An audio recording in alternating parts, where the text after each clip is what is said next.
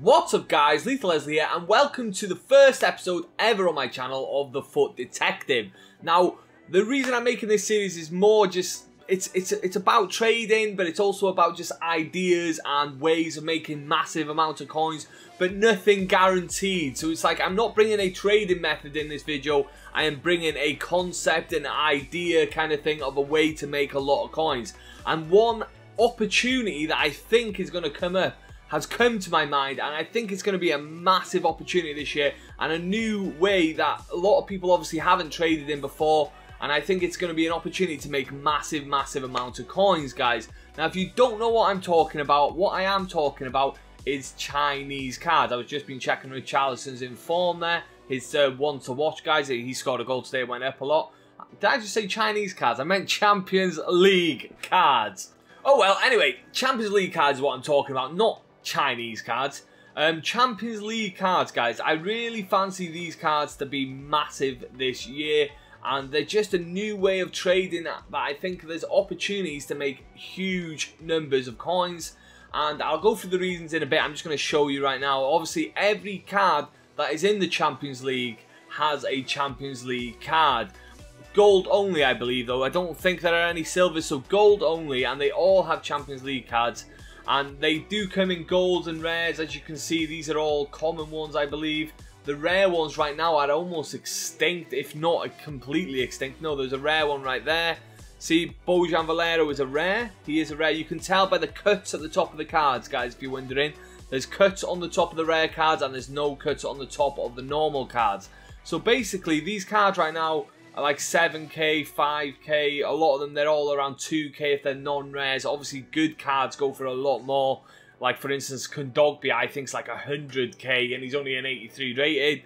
And normal Kondogbia is obviously 30k, guys. This is another rare here at 7.9. But the opportunity I want to talk about is the way that these cards are so rare, but I do think they're going to come down a lot in price. Like, we had an SBC that gave us 3 tradable Champions League cards each, and that is all that's on the market. They're the only cards that are on the market because they're the only ones we've had the chance of getting our hands on tradable. So that makes this market, the Champions League market, extremely limited, so that if they do get required, and they've already been required for 2 SBCs, so if they do become required, I think there's a chance of making huge coins on them. So what I'm thinking, like I said, this is why this isn't a trading method. This is why this isn't for now. This is why it's something to think about next time there's tradable SBCs as something to stock up on.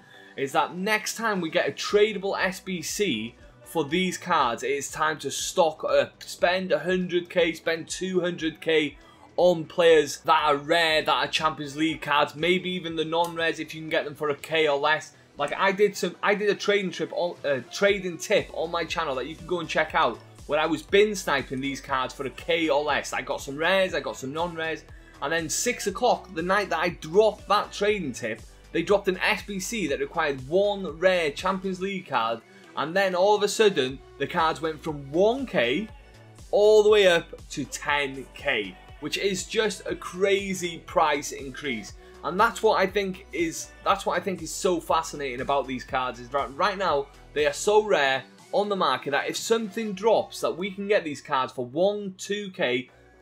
Imagine this, okay? For a second, let's just, imagine this scenario. They bring out tradable SBCs, or they bring out they bring out a tradable SBC for the Champions League cards again.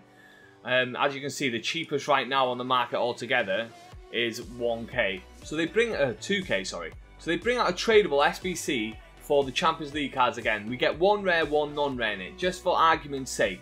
All of a sudden, everyone's doing these SBCs. If you're getting rubbish cards, say now you're getting some of these cards here, cards that are just worthless to you and no one else wants, they don't want to play with them, they don't want to use them. So then everyone is listing them. So imagine they go down, the rare cards go down to 2k and the non-rare cards go down to 1k.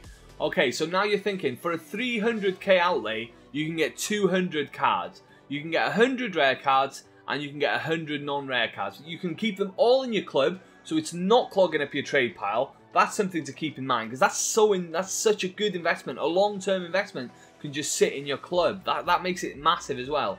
And then, once you've got them in your club, say 300k outlay, this is obviously for people who have a bit of coins to invest. I'm not even there yet myself. I'm going to trade up, and then if this comes across, I'm really going to go heavy in it. And then all you got to do is you got to wait for them to be needed in SBCs. I think they're going to be needed a lot. We have many more Champions League weeks. Like next week is not a Champions League week. The week after, we can probably start to expect Champions League SBCs again. Same goes every 2 weeks, and then obviously to the knockout stages. These cards are going to be needed a lot throughout the year. Obviously, they're going to bring SBCs that we can use, but also I think there's a good chance they're going to be dropping tradable SBCs again for us, and I think it's such a good opportunity to stock up. So this is basically the idea. This is why, like I said, I brought it in this kind of fashion, as in just a more of a theory kind of thing, as a possibility to make massive amounts of coins. So again, let's go carry on with our theory for a second. We have 200 of these cards. Imagine something comes out that makes the rares extinct and the non-rares go up to 4k. All of a sudden, you've made 1 million coins on the rares, before tax of course, and then another 400k on the non-rares, which will be about 1.1 million pure profit after you take out what you paid for the cards. Now, the other part of this that I'm thinking I really like is the fact that it's very, very risk-free, especially on the non-rares. And if you get the rares down to that price, around the 1k or 1.5k, for me, they're also almost risk-free. And that's the beauty of it, is that you can make this massive investment. You can keep that in your club. You can sit on it. You can wait. You have a massive chance of making a massive profit. And if nothing happens, then you can go ahead and sell them on. There will be things that bring them up to 2k, 3k, I'm sure anyway.